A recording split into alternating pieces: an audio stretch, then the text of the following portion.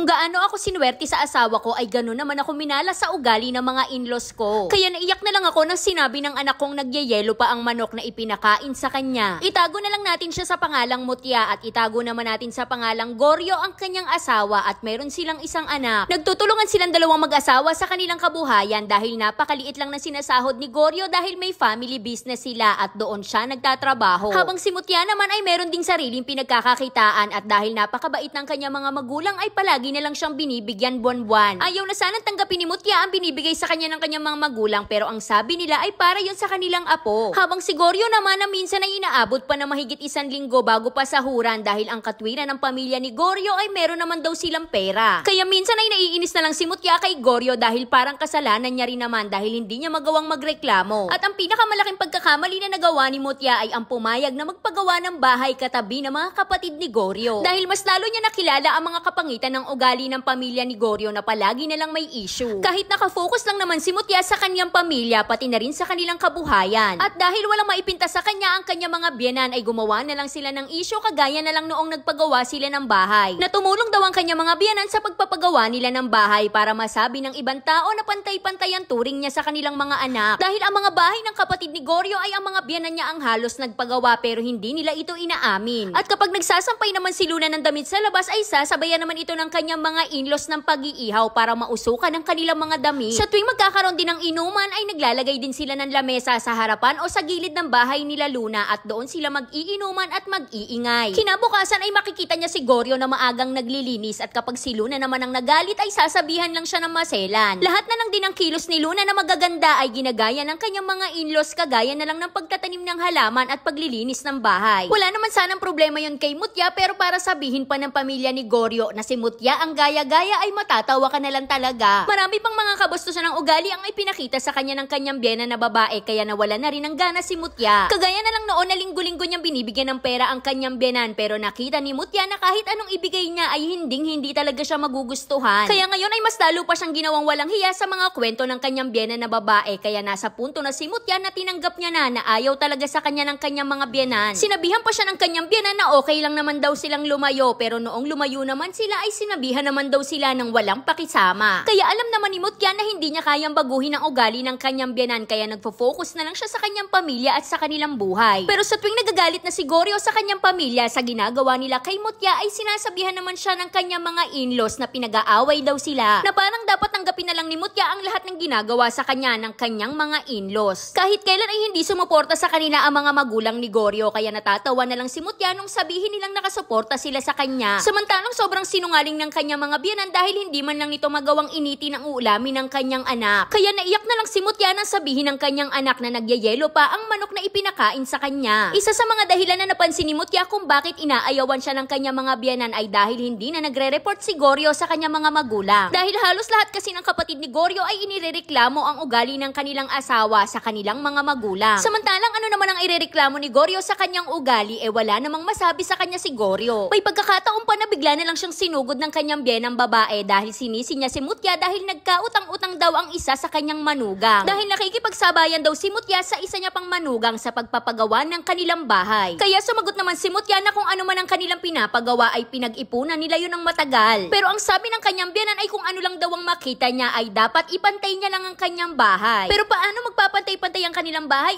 hindi naman sila pare-pareho ng ginagawa dahil madaling araw pa lang ay gising na si Mutya. Inaasikaso agad ni Mutya ang pagkain na iiwanan niya sa kanyang mag-ama dahil maaga siyang pumapasok sa kanyang trabaho. Umaalis si Mutya ng bahay na tulog pa ang kanilang mga kapitbahay at bago pa siya dumating ay nakaplano na agad ang mga gagawin niya kinabukasan. Pero sinabihan lang siya ng kanyang biyenan na palagi na lang daw siyang nagmamagaling kaya natatawa na lang talaga si Mutya. Kaya napasabi na lang si Mutya sa kanyang asawa na ito na talaga ang kapalaran ko at ikaw na lang ang dahilan kung bakit hindi ako umaalis dito. Dahil nagtutulungan pa rin sila mag-asawa lalo na pagdating sa gawaing bahay na madalas na si Goryo na ang naglalaba. Kaya panibagong issue na naman yon ng kanyang mga in-laws dahil napakaswerte niya daw na babae dahil ginagawa ni Goryo ang mga obligasyon niya. Pero financially ay si Mutya naman na nagtatrabaho pero hindi yun magawa ng issue ng pamilya ni Goryo. Madalas pang sumakit ang kalooban ni Goryo dahil madalas siya magsumbong kay Mutya na halos lahat ng kanyang mga kapatid ay binibigyan ng pera pero pagdating kay Goryo ay zero. Maswerte na si Goryo kung mabigyan siya ng kanyang mga magulang ng kalahati ng naibigay sa kanyang mga kapatid. Sobrang hilig di magkwenta ng in-laws ni Mutya na mga perang natatanggap niya mula sa kanyang mga magulang pati na rin sa kamag-anak, pero dapat ay wala na silang pakialam. Ayaw na ayaw din ng kanyang mga in-laws na nagpo-post si Mutya ng mga bagay na meron sila, lalo na kung padala yon ng kanyang mga kapatid dahil sinasabihan siya ng mayabang. Sinasabihan din siya ng akala mo kung sinong mayaman, pero ang totoong issue ay wala kasi silang natatanggap na galing kay Mutya. Kaya hanggang dito na lang, Ate Charis. At dahil dyan wala ako maipapayo kasi ganun talaga.